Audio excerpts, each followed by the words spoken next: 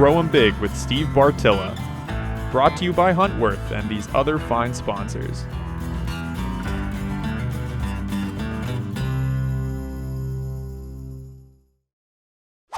Over and over and over, anybody in this industry, including my good friend Robbie here, we're asked, what should we plant?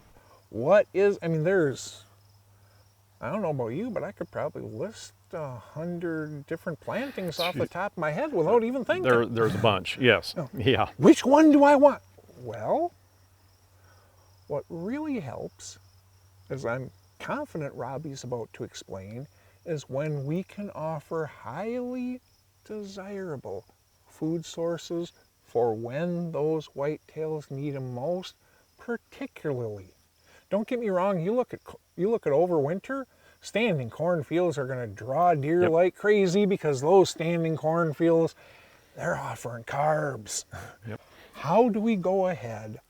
How do we pull this off? How do we offer them unique food plot and meet everything and always be the most desirable food source out there? Robbie, that's a simple question. Go. Well, the first thing you got to do is give them what they need at the time they need it the most. So you're looking at your spring or summer months. Them deer need the protein. They got to get that protein food. So you're looking at protein through like your clovers, alfalfas, peas, soybeans, stuff like that. If you don't mind, they're looking at the protein because the bucks, they need it for their racks. The does, they need it for milk production.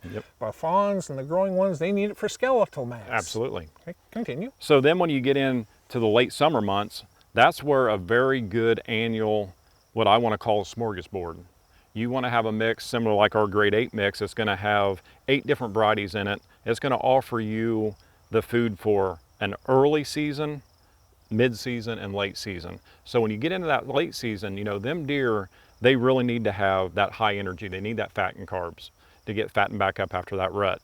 And so they're going to start shying away from them proteins and get into that more high energy food source. Well, and not to interrupt you here, but research has shown that your mature buck, on average, loses 25 to 30% body weight during the rut. During the rut. 2 months. Yep.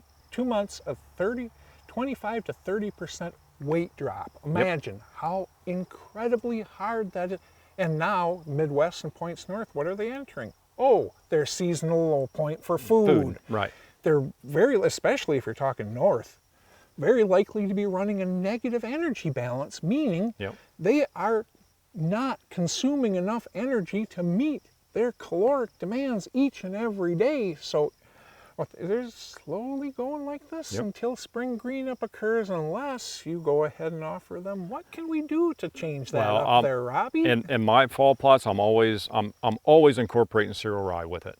So the cereal. Why is that? Because the cereal rye is going to act like a perennial the first year. It's going to come back that next spring and it's going to green up earlier than normal spring green up, and it's going to offer anywhere, depending on where you're at, anywhere from 15 to 30% protein to them deer when they need it the most. And often weeks before anything in nature is greening up at all. In my area, I'm usually about 3 to 4 weeks. It's starting to emerge, coming back to life when everything else is still dead.